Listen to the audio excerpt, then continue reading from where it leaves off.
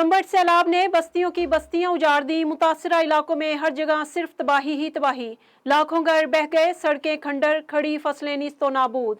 अक्सर मकामात पर तहाल कई कई फिट पानी मौजूद है। ताफुन और वबाई अमराज से मुतासरीन की मुश्किलात में इजाफा हो गया है, जबकि खुराक और अद्वियात की भी शदीद किल्लत है। गंबट तहसील गंबट के गोटा गुड़ाम, लुंडी शेख और दीगर इलाकों में सैलाब से जगह जगह अलमनाक मनाजिर नजर आ रहे हैं। किसानों की जमा पूंजी लुट गई, गरीबों से छत छिन गई, लाखों अफराद बेघर हैं, जबकि रिलीफ कैंपों और खुले आसमान तले डेरे लगाए बेजारों मददगार मुतासरीन मसीहा के मुंतजर।